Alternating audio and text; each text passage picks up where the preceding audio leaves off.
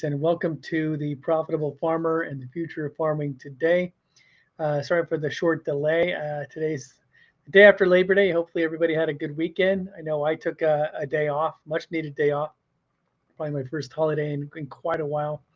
And, I had to recharge. I've been really hammering, really working hard to get this technology out there to people and make sure that people understand that you don't have to use chemicals. You don't have to use chemistry in chemical fertilizers and pesticides and fungicides and herbicides and everything that ends inside, right, to killing everything, right? We don't have to use this in order to get a good crop out. And that's something that I think more and more people are understanding, and more people want to move in that direction of, regenerative agriculture, organic growing, sustainable practices, et cetera. But the reality is, without sort of solutions to problems, then I think most farmers will definitely, it'll fall on deaf ears to the point where they think, yeah, that'd be great, but I'm not going to risk my crop trying something that's brand new, or I'm not going to stop using fertilizers, just because this guy says it's okay to do so.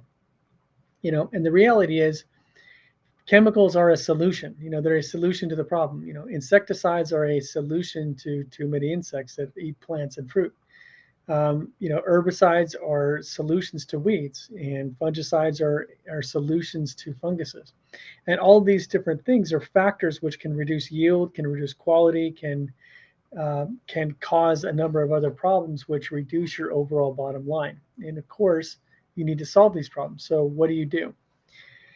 The unfortunate reality, though, is some of these solutions create their own problems. It's kind of like if you imagine a human being like imagine being a person that's on medications, right? So you go to the doctor and they say, well, you have high blood pressure. Let me put you on a blood pressure medication, right?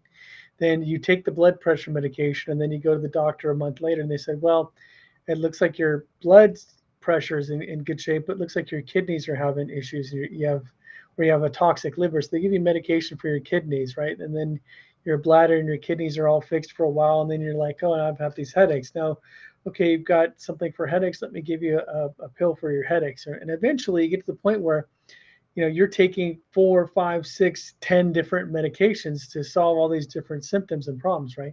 And that's kind of what commercial farming has become in a lot of ways. You don't have enough fertility in the soil because your topsoil has been eroding and shrinking, and the microbial activity in soil has been reducing. So without that solution, you add chemical nitrogen, or you add chemical fertilizers, right? When you add chemical fertilizers, it raises the electrical conductivity of the soil up, and then microbes don't function. The mycorrhizae don't function as well.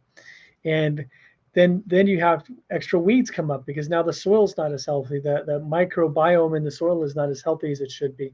So now you start using weed killer and herbicides to kill the weeds, because now the weeds are growing more than they used to because the soil's not as healthy, right? And then you have insects come in, the plants get weaker because of the herbicides, and now you have insects come in and start attacking. So all these different solutions to one problem create other problems. And just like taking medication after medication is not necessarily the best way to go about restoring human health in the long run, adding chemicals after chemical after chemical is not always the best way to restore plant health and restore productivity. Now, I'm saying all this not to make anybody wrong. I mean, obviously, like I said, it's a solution. It's a solution to your existing problems. So the real crux of the situation is, if we want to help farmers transition from chemical-based conventional agriculture to regenerative and organic and more natural growing methods, we have to level that playing field, right? We can't make it seem like, oh, there's a giant cliff they have to jump off of here in order to go down to organic, and then spend 3 years not being profitable. When I'm talking to conventional farmers, that's what they tell me. In fact, the number of people says, you don't know anything about cotton, you don't know anything about corn, you don't know anything about soybeans, you don't know anything about growing in the Delta, or these things, and sometimes I get these comments. And of course, I want to understand these things. I want to understand these problems in detail so that I can help fix it. But what we're trying to do in a nutshell is very simple. We want to maintain plant efficiency and make plants and the soil organisms in the soil more efficient, because the idea of efficiency is maximum output for minimal input, maximum yield and quality for minimal inputs. And when you can really handle both of those factors simultaneously, what you see is more profitability, right? And the way we can help do that is by keeping the plants efficient, keeping the plants healthy, keeping the soil healthy. And what we've seen on farm after farm after farm after farm is the more you can reduce chemical, the more you can reduce the chemical inputs, and the more you can reduce chemical insecticides and pesticides, then the more beneficial our technology is, because our system is restoring the natural metabolism, the natural health of plants. And the more you can reduce those artificial solutions and provide a real solution that works with nature as opposed to against nature, that's that silver bullet, if you will. That's the magic that helps our technology maintain that efficiency, so the farmer can just jump from one side to the other, and they don't have to worry about, you know, using all these other solutions to their problems. Now, how do we convince farmers to do this? That's the big question. In other words, if you're a farmer and you're out there, you're watching this, you're probably thinking, yeah, right. Everybody talks about regenerative ag and reducing fertilizer and reducing inputs, but I can't grow my crop without these things. And I don't know if they've just been beaten into the head, or they just are thoroughly convinced, or maybe they've tried these solutions in the past and some of them didn't work, and now they're left without a good yield. I don't really know what the cause of that attitude is, but the reality is we don't want you to take any risk. First of all, we know that our technology is not harming the plants at all, so there's no risk there. In terms of reducing your input costs, a lot of times we tell farmers, just do what you normally do. Do everything you normally do, and then take a small section of your field. So if you've got let's say 100-acre farm, put our system on 50 acres and compare it to the other 50 acres. But take a small area, take an acre, and just apply 10% less fertilizer, or maybe half an acre even. Apply 10% less fertilizer on that half acre, and then take another half and put 20% less fertilizer on that. And then another half, maybe put 30% less, and another one 40% less. And do for the possible sacrifice of 2 acres, you have the opportunity to test and see, does our technology produce the same amount of yield or better yield and better quality with 20%, 30%, 40% less fertilizer, right? If it doesn't, then we know that, okay, you've lost half an acre. You're not going to die. You've still got 99.5 acres or something like that, right? But if it does work, now hey, I can actually cut this on my whole farm. I can cut my fertilizer bill by 20%. And now you can do another test in the next year and say, okay, for my whole farm, I'm going to do 20% less fertilizer. And I'm going to maybe take another half acre. I'm just not going to spray insecticide on that half acre. I'm not going to spray fungicide on that half acre. And then you see how that half acre does.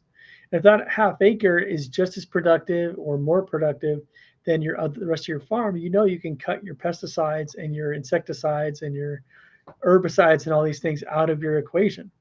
So the way to do this is by what we call a gradient approach, or step-by-step approach, right?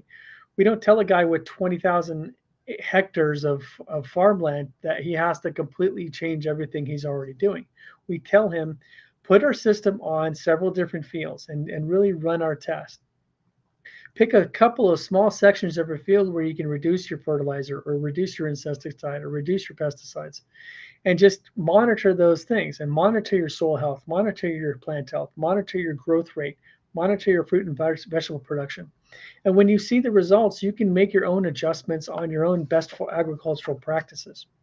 We're not here for a revolution. We're here for an evolution, right? We want to help evolve farming to the next level and to the future of farming, which is utilizing the laws of physics to undercut everything we're using chemistry for now.